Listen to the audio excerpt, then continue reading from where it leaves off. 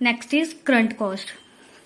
Current cost gives an alternative measurement base. Assets are carried out at the amount of cash or cash equivalent that would have to be paid if the same or an equivalent asset was acquired currently. Current cost क्या कहता है?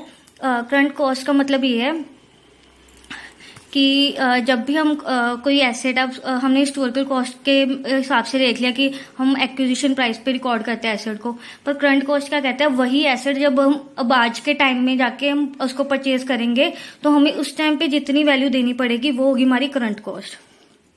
जैसे कि यहाँ पे example है, mister B purchased machine on 1st January 2014 at ₹7 lakh. As on 1st January 2024, Mr. B found that it would cost ₹25 lakh to purchase that machine. As per current cost base, value of machine is ₹25 lakh. कि mister B ने 2014 में जो सी machinery को bye किया था 7 लाख पर, वो अब अगर 2024 में उसको परचेज करता है तो उसकी वैल्यू हो गई है 25 लाख। कि मतलब जिस मशीनरी के लिए उसने 7 लाख तब पे किए थे, अगर वो मशीन अब खरीदता है तो उसके लिए उसको 25 लाख रुपीज पे करने पड़ेंगे। Liabilities are carried at the undiscounted amount of cash or cash equivalents that would be required to settle the obligation currently.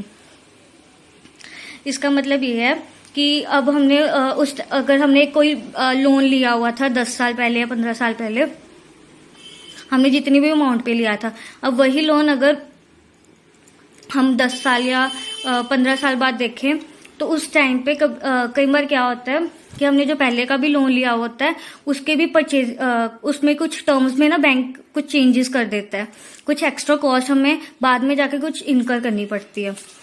ये अभी एक्सप्लेन करते हैं हम एग्जाम्पल से। Mr. B took loan from a bank as on 1st January 2009 of ₹50 lakh of ₹5 lakh at the rate 18% per annum, repayable at the end of 15th year together with interest.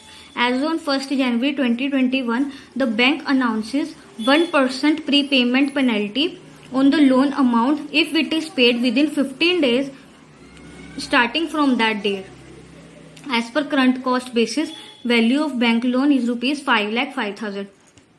इसका मतलब क्या है कि mister B ने 2009 में जो एक loan लिया था 5 लाख का at the rate of 18% per annum, जो कि 15 साल बाद जाके रीपे होना था, बट वो 15 साल पूरे होने से पहले ही 2021 में बैंक ने अनाउंस कर दिया कि 1% प्री पेमेंट पेनल्टी भी लगेगी on the loan amount if it is paid with in 15 days starting from that day. कि कहने का मतलब है कि अगर जिस दिन बैंक ने ये अनाउंसमेंट की है उसके अगर 15 दिन के अंदर अंदर अगर कोई कस्टमर अपना लोन रीपे कर देता है, कई बार क्या होता है हमारा जो काम है वो हो गया होता है और हम जो हमारी लाइबिलिटीज होती है, बैंक लोन होता है, हम उसको जल्दी भी रीपे कर देते हैं उसकी मैच्योरिटी से भी पहले। इसके कारण क्या होता है कि बैंक के इंटरेस्ट का नुकसान होता है, तो बैंक इसके लिए क्या करती है, कई बार ना प्री पेमेंट पेनल्टी लगा देती है। इसके अकॉर्डिंग क्या होता है कि जब जैसे यहाँ पे उसने बोला बैंक ने जब ये अनाउंस करा 1% प्री पेमेंट पेनल्टी, कि उस अनाउंसमेंट के विद इन 15 डेज अगर किसी ने भी अपना लोन रीपे किया तो उसको 1% की प्री पेमेंट पेनल्टी भी पे करनी पड़ेगी। तो ये होगी।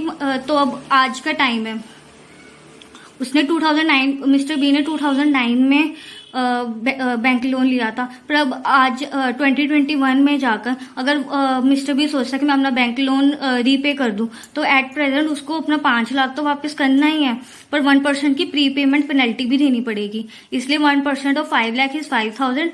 Total current cost will be 5,05,000।